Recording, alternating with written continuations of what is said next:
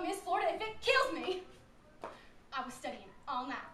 I just never realized it until just recently that this is my calling. Now let me tell you what I found in my studies. I didn't care much for Miss Jamie Lynn Folden.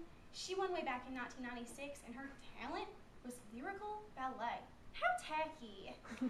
But I just died when I discovered Miss Christine Alicia Ledecky.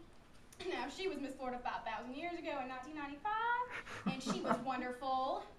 Very classy and elegant. And her platform issue was self-esteem through music and the arts, and then she sang opera. It was something foreign and breathtaking. Sort of like you. And I just loved Miss Jennifer Delgado. Now, she was Miss Pensacola in 1996, and she sang the hell out of Don't Rain on My Parade. I swear to you, when I read about this, the hair on my scalp stood up when I imagined her performing. I was beside myself. I nearly peed my pants. And her platform issue was the value of the family. Couldn't you just die? She was so brave in those Democratic times. I'm gonna write her a belated letter of support and tell her about my plans. Maybe I'll even take her to lunch. Someplace real healthy and Christian. Up until last night around midnight, I wanted to go to secretary school. But now I have opted for a more glamorous and socially fulfilling career choice.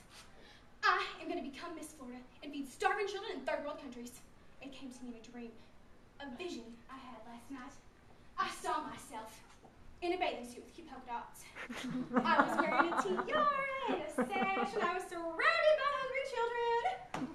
And I was feeding them all pizza, and they all loved me. And the President of the United States of America was there, and he shook my hand and he said to me, Miss Florida, Miss Marie Baker, you have changed the world.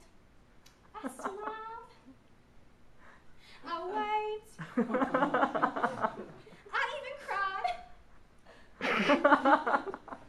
There was a video crew there, and in my dream they shot the whole thing, and it was being sold on television for only $19.95.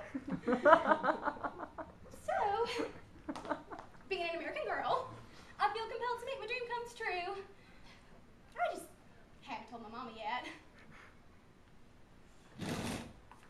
Then make Charlie your father, Beth. You can't do that, can you? I don't say he's a great man. Willie Loman never made a lot of money. His name was never in the paper. He's not the finest character that ever lived, but he is a human being, and a terrible thing is happening to him. So attention must be paid. He's not allowed to fall into his grave like an old dog. Attention must finally be paid to such a person. You called him crazy. Now, a lot of people think he's lost his balance, but you don't have to be very smart to know what the trouble is. The man is exhausted. A small man can be just as exhausted as a great man. He works for a company, 36 years this March, opens up unheard of territories to their trademark, and now, in his old age, they take his salary away. Are they any worse than his sons? When he brought them business, when he was young, they were glad to see him, but now, the old buyers, his old friends who always found some order to hand him in a pinch, they're all dead or retired. He used to be able to make 6, 7 calls a day in Boston. And now, he takes his Wallaces out of the car and puts them in and takes them out, and he's exhausted. He drives 700 miles, and when he gets there, no one knows him anymore. No one welcomes him.